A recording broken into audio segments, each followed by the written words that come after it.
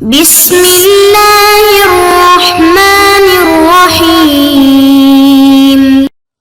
اعوذ باللہ من الشیطان الرجیم، بسم اللہ الرحمن الرحیم۔ عزیز طلبہ کرام، آج ہم اصول الفقہ المظفر کا سبق نمبر 86 شروع کرنے جا رہے ہیں، اور آج انشاءاللہ ہم بیان کریں گے مفہوم شرط کے منات اور اس کے معیار کو، کہ مفہوم شرط میں کن کن چیزوں کا ہونا معتبر ہے۔ چونکہ ہم نے کل والے درس میں بیان کیا تھا کہ مفہوم شرط سے ہماری مراد کیا ہے اور کون کون سی چیزیں مفہوم شرط میں شامل ہوگی۔ پھر آخر میں ہم نے بیان کیا تھا کہ مفہوم شرط آیا مفہوم رکھتا ہے یا مفہوم نہیں رکھتا۔ ہم نے کہا تھا مسئلے میں دو اقوال ہیں، اور قول قوی یہ ہے کہ مفہوم شرط مفہوم رکھتا ہے، البتہ اس میں کچھ چیزوں کا ہونا معتبر ہے۔ جب یہ چیزیں معتبر ہوں گی، جب یہ اس معیار پہ اتر آئے گا، پھر ہم کہیں گے کہ مفہوم شرط مفہوم رکھے گا، وإلا ہم اس کی مفہومیت کے قائل نہیں ہوں گے۔ المنات فی مفہوم شرط، مفہوم شرط میں منات کیا ہے اور مفہوم شرط کا معیار کیا ہے۔ فرماتے ہیں جملہ شرطیہ مفہوم رکھتا ہے مفہوم نہیں رکھتا، بہت سے اقوال ہیں، تقریباً 6-7 اقوال ہیں۔ بعض علماء تفصیل کے قائل ہیں، بعض علماء اطلاق کے قائل ہیں، لیکن ان تمام اقوال میں سے دو قول جو وہ زیادہ مشہور ہیں۔ پہلا قول کیا ہے؟ جملہ شرطیہ مفہوم رکھتا ہے۔ اس کے قائل کون ہے؟ صاحب معالم، صاحب قوانین اور جناب مرحوم مظفری بزرگان اس قول کے قائل ہیں۔ اور دوسرا قول کیا ہے کہ جملہ شرطیہ مفہوم نہیں رکھتا۔ اس کے قائل کون ہے؟ جناب سید مرتضی، سید زہرا اور شیخ الرے عاملی رحمہم اللہ جمیعا۔ فرماتے ہیں یہ سارے کے سارے کیا ہیں؟ اس بات کے قائل ہیں۔ مصنف فرماتے ہیں قول حق کو ثابت کرنے سے پہلے میں کچھ مقدمات بیان کروں گا اور پھر اپنی بات کو واضح کر کے انشاءاللہ پھر آخر میں قول حق کے بارے میں گفتگو کی جائے گی۔ المنات فی مفہوم شرط، مفہوم شرط میں منات اور معیار کیا ہے۔ مرحوم مظفر فرماتے ہیں ان دلالت الجملۃ الشرطیۃ علی المفہوم تتوقف علی دلالتہ علی امور ثلاثۃ مترتبہ۔ فرماتے ہیں کہ جملہ شرطیہ کی مفہوم پر دلالت کرنا، یعنی جس طرح میں نے ابتدا میں کہا کہ آیا جملہ شرطیہ مفہوم رکھتا ہے مفہوم نہیں رکھتا، مرحوم مظفر فرماتے ہیں کہ اس کا مفہوم پر دلالت کرنا موقوف ہے کس بات پہ؟ علی دلالتہ علی امور ثلاثۃ مترتبہ، اس کے اپنے مفہوم پر دلالت کرنے کے لیے 3 امور کا اور 3 شرائط کا اور 3 چیزوں کا ہونا ضروری ہے۔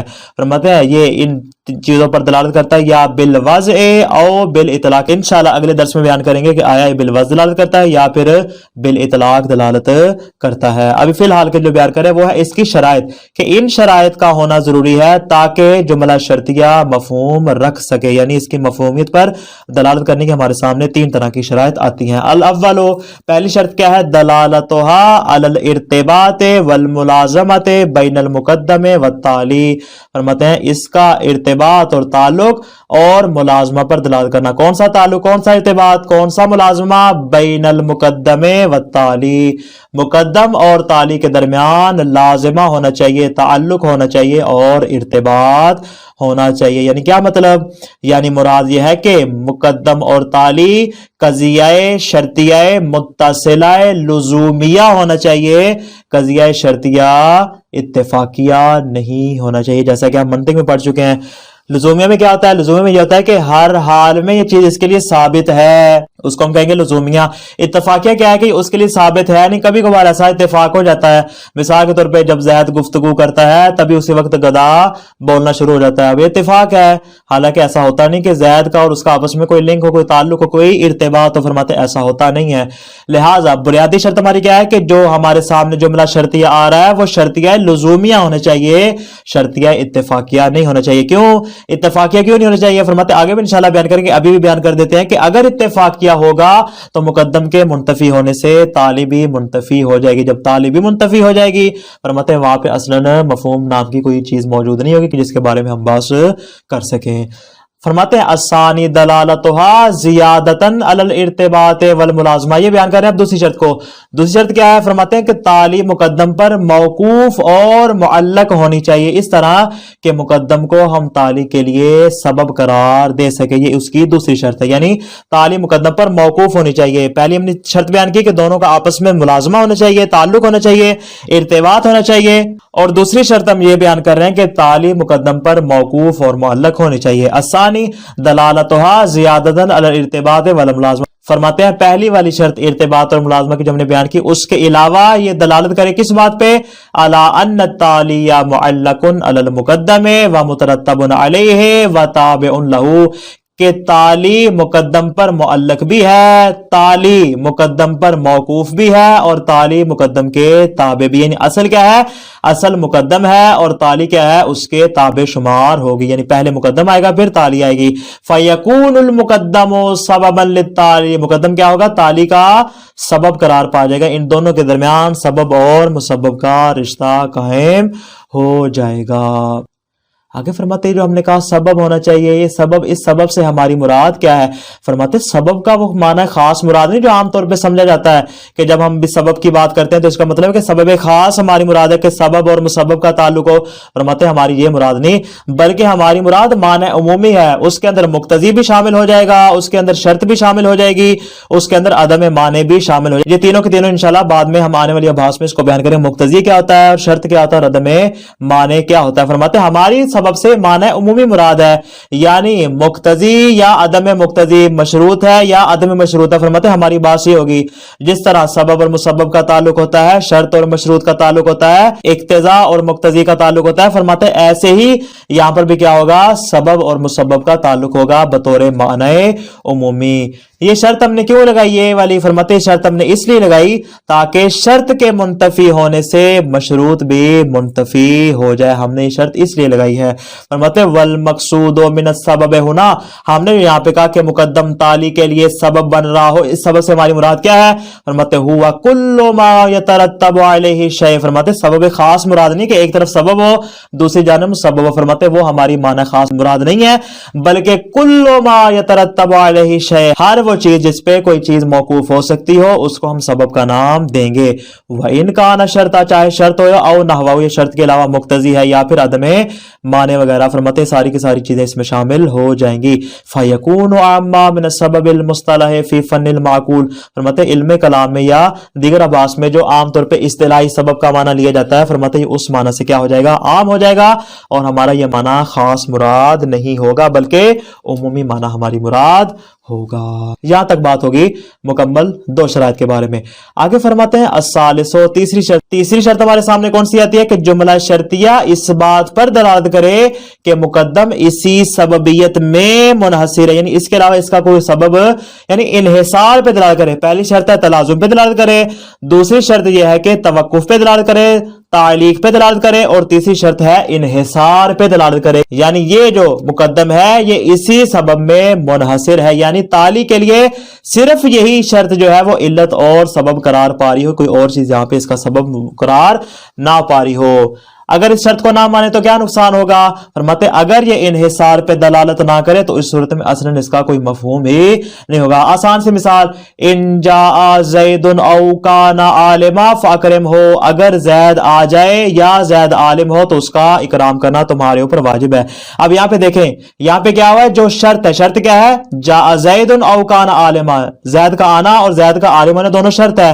فرماتے شرط کا انحصار نہیں ہے، یا تو آنے میں اس کو منحصر کریں یا اس کے عالم ہونے میں اس کو منحصر کریں۔ ہم کیا کر رہے ہیں، اس کے آنے کو بھی بیان کر رہے ہیں اور اس کے عالم ہونے کو بھی بیان کر رہے ہیں۔ فرماتے ہیں یہاں پہ چونکہ شرط کا سببیت میں انحصار نہیں پایا جا رہا، نتیجتاً کیا ہوگا، اس طرح کے جملے کا پھر مفہوم بھی نہیں ہوگا۔ اسی بات کو بیان کریں، کہتے ہیں الثالث دلالتها زیادۃ علی ما تقدم، فرماتے ہیں گزشتہ جو ہم نے دو شرائط بیان کی ان شرائط کے ہوتے ہوئے، یعنی الگ الگ نہیں ہے بلکہ ساتھ ہیں، فرماتے ہیں ان شرائط کے ہوتے ہوئے کس بات پہ دلالت کرے، علی انحصار السببیت فی المقدم، کے مقدم میں سببیت کا منحصر ہونا ضروری ہے۔ کیا مطلب، بمعنی انہ لا سبب بدیلا لہ یترتب علیہ التالی، فرماتے ہیں کہ کوئی ایسا سبب نہیں ہونا چاہیے جو اس سبب کا بدل قرار پا رہا ہو کہ جس پہ تالی موقوف ہو رہی ہو، جس طرح یہاں پہ ہو رہا ہے کہ جاء زید ایک سبب ہے، او کان عالما دوسرا سبب ہے، اور ان دونوں اسباب پہ یہ تالی موقوف ہو رہی ہے۔ فرماتے ہیں ایسا نہیں ہونا چاہیے، اگر ایسا ہوگا تو یہاں پہ اصلا انحصار نہیں ہوگا، جب انحصار نہیں ہوگا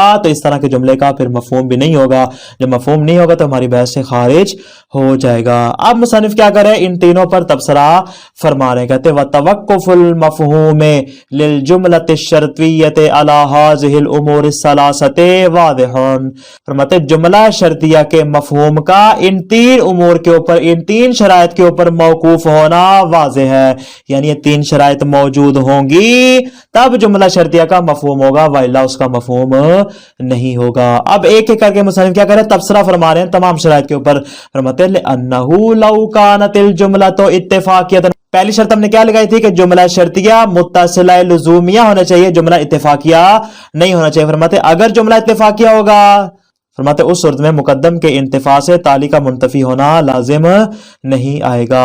او کان تالی غیر مترتب علی المقدم، یا تالی کیا ہو، مقدم پر موقوف نہ ہو۔ ہم نے دوسری شرط کیا لگائی تھی کہ تالی مقدم پر موقوف اور معلق ہونی چاہیے۔ فرماتے اس صورت میں بھی انتفاع شرط سے جو ہے انتفاع جزا لازم نہیں آئے گی، یہ دوسری صورت ہوگی۔ او کان مترتبا، یا موقوف تو ہے ولیکن لا علی نحو الانصراف، لیکن اس میں منحصر نہیں، جس طرح ہم نے مثال دی تھی پیچھے، کون سی والی کہ زید عالم بھی ہے یا زید آ رہا ہے، دونوں صورتوں میں کرام واجب۔ فرماتے ہیں تو موقوف ہے، یہاں پہ تالی اس مقدم پر موقوف ہے، لیکن اس کے باوجود کیا ہے، یہاں پہ انحصار نہیں آ رہا۔ فرماتے ہیں تینوں صورتوں میں اگر قضیہ لزومیہ نہ ہو، اتفاقیہ ہو، اگر ان کے درمیان تعلیق نہ پائی جاتی ہو، یا تعلیق تو ہو لیکن انحصار کی صورت میں نہ ہو، فَإِنَّهُ فِي جَمِيعِ ذَلِكَ لَا يَلْزَمُ مِنْ انتفاء المقدم انتفاء التالی۔ فرماتے ان تمام صورتوں میں مقدم کے منتفی ہونے سے تالی کا انتفاع لازم نہیں آئے گا۔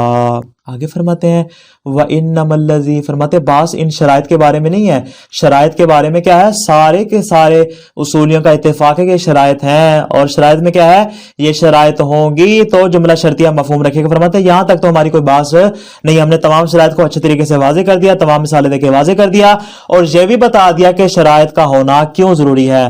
اب فرماتے ہیں جو اصل بات ہم یہاں سے اس کو بیان کر رہے ہیں، وَإِنَّمَا الَّذِي يَنبَغِي إِثْبَاتُهُ هُنَا، فرماتے وہ والی بات کہ جس کو یہاں پہ ثابت کرنا ہمارے لیے سزاوار اور ضروری ہے، وہ کیا ہے، ہوا ان الجملۃ ظاہرۃ فی هذه الامور الثلاثۃ وضعا او اطلاقا۔ فرماتے ہیں ہماری جو اصل بات ہے، جو ہمارا اصل مقصد ہے، وہ کیا ہے کہ یہ جو تین شرائط ہیں، ان تین شرائط میں جملہ شرطیہ آیا بطور وضع دلالت کرتا ہے یا بطور اطلاق کلام اور بطور مقدمات حکمت اس پر دلالت کرتا ہے۔ اصل ہماری یہ والی بات ہے، انما الذی ینبغی اثبات ہونا، فرماتے جس بات کو یہاں پہ بحث کرنا ضروری ہے وہ کیا ہے، ہوا ان الجملۃ ظاہرۃ فی هذه الامور الثلاثہ، کہ یہ جو جملہ شرطیہ ہے ان تین امور کے اندر، ان تین شرائط کے اندر، ان تین چیزوں کے اندر ظہور رکھتا ہے، آیا بطور واضح کے یا بطور اطلاق کلام اور مقدمات حکمت کے۔ کیوں؟ لتکون حجتا فی المفہوم، تاکہ ہم مفہوم کی حجیت کے قائل ہو جائیں۔ فرماتے ہیں ہم نے یہ کہا نا کہ یہ تین شرائط ہوں گی تو مفہوم کیا ہوگا، ہمارے لیے حجت ہوگا۔ فرماتے ہیں کہ آیا یہ شرائط بطور واضح ہمارے لیے ثابت ہو رہی ہیں یا بطور اطلاق ثابت ہو رہی ہیں، اس کو انشاءاللہ ہم پھر کل والے درس میں بیان کریں گے۔ تو خلاصہ کیا ہو ہمارے آج کے درس کا، فرماتے ہیں جملہ شرطیہ مفہوم رکھتا ہے یا مفہوم نہیں رکھتا۔ فرماتے ہیں ہمارے سامنے دو اقوال آتے ہیں، بعض علماء کے نزدیک مفہوم ہے، جس طرح ہم نے تین نام بیان کیے، صاحب قوانین، صاحب معالم اور مرحوم مظفر وغیرہ، اور جو افراد اس بات کے قائل ہیں کہ اس کا مفہوم نہیں ہے، ان میں سید مرتضیٰ، سید ابن زہرہ اور شیخ عاملی جو ہیں وہ اس قول کے قائل ہیں۔ اس کے علاوہ دیگر اقوال بھی ہیں کہ جن کو یہاں پہ ہم نے بیان نہیں کیا۔ مصنف فرماتے ہیں قول حق کو بیان کرنے سے پہلے ہم کیا کرتے ہیں، جملہ شرطیہ کی کچھ شرائط بیان کرتے ہیں کہ کچھ شرائط ایسی ہیں کہ جن کا جملہ شرطیہ میں ہونا ضروری ہے۔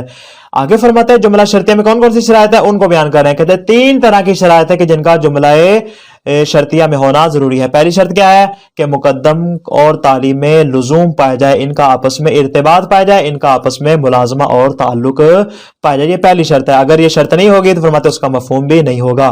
دوسری شرط اس کی کیا ہے، مقدم تالی پر موقوف ہو، یعنی کیا مطلب، یعنی دونوں کے درمیان تعلیق ہونی چاہیے، توقف ہونی چاہیے۔ اگر توقف اور تعلیق نہیں ہوگی تو اس میں فرماتے اس کا مفہوم بھی ثابت نہیں ہوگا۔ اور تیسری شرط کیا ہے کہ مقدم میں سببیت منحصر ہونی چاہیے، یعنی اگر انحصار نہیں ہوگا تو اس صورت میں یہ جملہ شرطیہ مفہوم بھی نہیں رکھے گا۔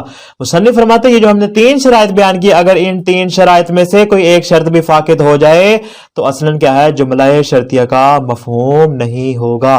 فرماتے ہیں بحث ان شرائط کے بارے میں نہیں ہے، ان شرائط کو تو ہم نے واضح کر دیا، بیان کر دیا مکمل طور پہ تفصیل کے ساتھ، ہم نے ان کو مثالوں سے بھی واضح کر دیا، لیکن یہ ہماری بحث نہیں ہے۔ ہماری بحث کیا ہے، یہ مقدماتی بحث تھی، اصل بحث ہماری اور ہے کہ جملہ شرطیہ میں جو ہم نے کہا کہ ان تین شرائط کا ہونا ضروری ہے، آیا ان تین شرائط میں جو جملہ شرطیہ کا ظہور ہے، آیا ظہور بالوصف ثابت ہو رہا ہے یا بالاطلاق واضح ہو رہا ہے۔ فرماتے اصل بحث ہماری یہ ہے، اس کو انشاءاللہ پھر ہم کل کے درس میں بیان کریں گے کہ بالوصف ہے تو کیوں ہے، بالاطلاق ہے تو کیوں ہے۔ والسلام علیکم ورحمۃ اللہ وبرکاتہ۔